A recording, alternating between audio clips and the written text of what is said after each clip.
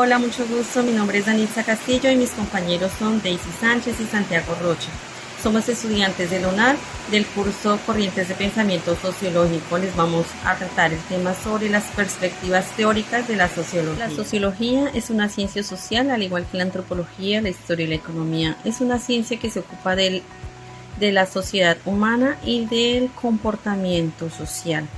Es decir, que esta ciencia se encarga de múltiples problemas sociales y de las organizaciones de los grupos humanos. Les presento los clásicos de la sociología. Tenemos a Max Weber, sociólogo alemán, considerado uno de los fundadores del estudio moderno de la sociología y de la administración pública. Karl Marx, filósofo economista, sociólogo alemán, padre del comunismo moderno. Y Émile Durkheim, sociólogo, pedagogo y filósofo francés, estableció el primer departamento de sociología en la Universidad de Bordeaux. Los tres son considerados los padres de la sociología. A continuación les vamos a presentar las formas de interacción social. Tenemos el ritual en la estructura social de Émile Durkheim, el interaccionismo simbólico a través de la intersubjetividad de George Nietzsche, los rituales de interacción a través de la cadena de interacción y emociones de Randall Collins y la teoría de la acción creativa, la creatividad y contingencia de Hans Jones. Listo, ahora vamos a pasar a otro autor que nos habla de la unidad, que es Durkheim. Yo soy Santiago Rocha y les voy a hablar sobre Durkheim y sus conceptos sobre el ritual y sobre el rito piacular. Entonces empecemos conociendo un poco a Durkheim. Durkheim es uno de los sociólogos más conocidos de este campo de la sociología. Y Durkheim fue un filósofo y sociólogo francés considerado como uno de los fundadores de la sociología moderna. Durkheim realizó varias investigaciones sobre la estructura social, la religión y la moral. Tiene uno de sus libros más conocidos, que es La división del trabajo social, que fue escrito en el siglo XIX y que a día de hoy sigue siendo vigente dentro de este campo sociológico. Entonces, en esta unidad que venimos realizando, que venimos trabajando, Durkheim nos habla acerca de los rituales. Entonces, ¿cómo define Durkheim este concepto de ritual? Él lo define como un conjunto de prácticas y símbolos que se llevan a cabo de manera repetitiva y voluntaria. Se realizan en lugares y tiempos determinados por personas relacionadas culturalmente. Nos aparece entonces un concepto que muchas veces no conocemos o que no estamos tan familiarizados, como es el de los ritos piaculares. Entonces, ¿qué es un rito piacular? ¿Y cuál es la diferencia con el rito o los rituales? El rito piacular es un conjunto de prácticas y normas que regulan las desgracias y lo que se considera de mal augurio en las comunidades. Durkheim dice que estos son caracterizados por ser de mal augurio o quizás a forma de expiación. Entonces lo podemos ver incluso en las celebraciones de Semana Santa, en donde vemos algunos miembros de estas comunidades cristianas realizar azotamientos. Entre ellos hacen un tipo de actuación en donde tratan de expiar sus pecados, reavivando episodios que sucedieron en el cristianismo primitivo. Entonces, otro de los más conocidos podría ser el de los velorios, que también son ritos piaculares que no van a forma de expiación, sino más bien de tristeza y de forma de consolarse. Entonces, el luto, como uno de los ejemplos principales, podríamos tomarlo así, que es uno de los más conocidos. Dice: el luto no es la expresión espontánea de emociones individuales. Si los parientes lloran, no es porque se sientan personalmente afligidos por la muerte de su allegado, sino que ha habido los sentimientos colectivos.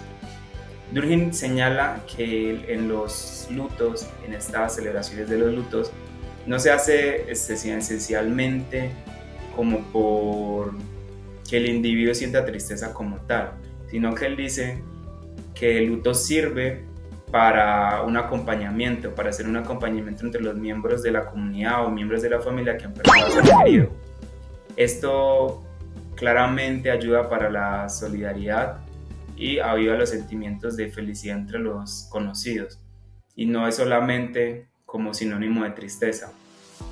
Los sentimientos humanos se intensifican cuando se afirman colectivamente. Lo que origina el luto es la impresión de debilitamiento que experimenta el grupo cuando pierde uno de sus miembros. Podríamos decir incluso que el luto viene desde tiempos muy remotos, en donde los humanos quizás no habían desarrollado la conciencia como tal, pero esto servía como forma de debilitamiento en los grupos. Entonces, para eso sirven los lutos, según lo que dice Durkheim, para reavivar sentimientos y para mantener la cohesión grupal. Entonces, únicamente no existe el luto, pero es el más conocido. Existen otros ejemplos. En el texto mencionan acerca de unas tribus indígenas en Australia, y estos podrían ser, por ejemplo, en los rituales de penitencia. Estos ritos implican actos de autosacrificio o sufrimiento voluntario, como el ayuno, la flagelación o la abstinencia, con el fin de demostrar arrepentimiento y restaurar el orden moral. Estos rituales de penitencia se ven comúnmente en grupos religiosos, mayoritariamente, donde hay ayuno, autoflagelación y abstinencia, aunque ya no son tan comunes. Seguimos con George Herbert Mead, quien fue un sociólogo estadounidense. Fue profesor en Chicago en 1894. Además, fue uno de los más destacados pensadores de la corriente del pragmatismo en Estados Unidos. Mead desarrolló la teoría del interaccionismo simbólico, el cual plantea que los seres humanos interactúan entre sí y con su entorno social a partir de la interpretación de símbolos, el cual pueden ser objetos, gestos, palabras o cualquier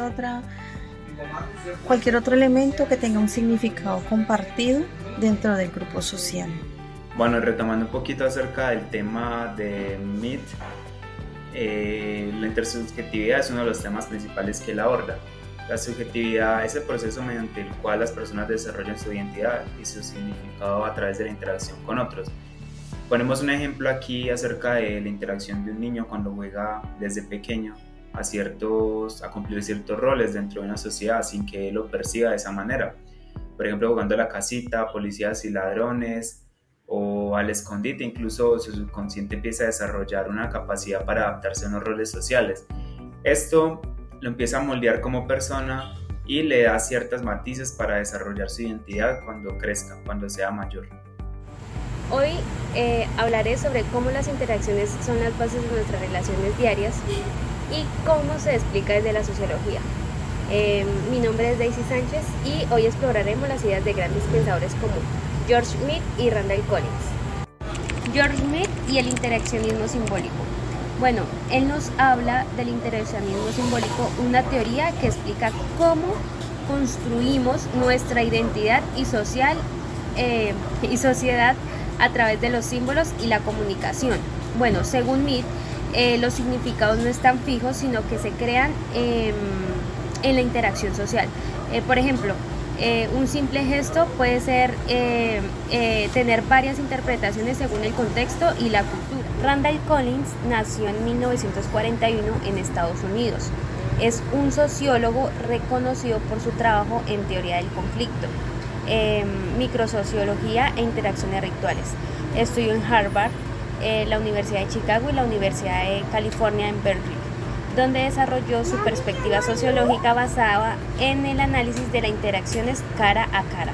Randall Collins profundiza en la interacción social con su teoría de las cadenas de interacción y emociones. Él explica que nuestras interacciones diarias generan energía emocional, fortaleciendo lazos sociales. Esto sucede en situaciones tan simples como conversación entre amigos o tan complejas como una manifestación social. Entonces, ¿cuál sería la importancia de este planteamiento de Collins? Bueno, Collins nos ayuda a entender que la sociedad se organiza a través de la competencia por el estatus y la comunicación simbólica. Desde pequeños rituales hasta grandes movimientos sociales. Todo esto influenciado por la energía emocional que compartimos en cada interacción. En resumen, Mead y Collins nos muestran que la sociedad es una construcción dinámica basada en símbolos y emociones. Entender estas teorías nos permite analizar mejor nuestras interacciones y su impacto en nuestra vida cotidiana. Hans Johanns es un filósofo y sociólogo alemán. Desde el año 2000 hace parte del Comité de Pensamiento Social de la Universidad de Chicago. Además, se dedica a la docencia y a la investigación en la Universidad de Humboldt de Berlín. La teoría de la acción creativa fue desarrollada por Hans Johanns, el cual argumenta que la creatividad es un elemento central en la acción social, ya que los individuos no solo siguen normas preestablecidas, sino que también improvisan y transforman la sociedad en función de sus experiencias y en el contexto. Jonas propone que la acción es creativa por naturaleza y en situaciones en las que se presentan obstáculos. Esa acción no es solamente racional y estratégica, sino también creativa en un contexto social. En el caso de la creatividad de la acción y el ritual, esto ocurre en una situación particular donde obliga al sujeto a improvisar, como por ejemplo en una boda, donde no llega la novia y deben buscar los familiares o el novio la forma de que se contacten con la novia y pueda llegar inmediatamente a la celebración, porque el tiempo va transcurriendo y eso hace preocupar mucho a los familiares. En otras formas de interacción ocurren cuando desde niño aprendemos a socializar con nuestro contexto, el cual vamos aprendiendo a través de símbolos, señas, mensajes, diálogos, y son cosas que vamos nosotros creando nuestra propia identidad, tanto dentro del núcleo familiar como en el contexto social. Bueno, la reflexión es de que pues al revisar las perspectivas de Mead, Joas y Collins, podemos entender que la interacción social no es solo una forma de comunicarnos, sino el eje sobre el cual se construye nuestra realidad. Mead nos muestra cómo el yo se desarrolla a través de nuestras interacciones diarias, mientras que Joas nos recuerda la importancia de la creatividad en nuestras acciones. Por otro lado, Collins nos da una visión más emocional, explicando cómo la energía de nuestras interacciones refuerza todos los lazos sociales. Todo esto nos lleva a una conclusión clave: la sociedad no es estática, sino un entramado de interacciones en constante evolución. Bueno, en conclusión, si juntamos las ideas de Mead, Joas y Collins, podemos ver que la sociedad es una red dinámica, donde la identidad, las emociones y la creatividad juegan un papel fundamental. Mead y Joas destacan cómo construimos significados a través de símbolos y cómo cada persona tiene una capacidad innovadora dentro de la sociedad. Mientras tanto, Collins nos habla del poder de los rituales sociales, esos momentos que fortalecen nuestras conexiones y crean un capital emocional. En pocas palabras, la interacción social no solo nos define individualmente, sino que también da forma a la sociedad en conjunto.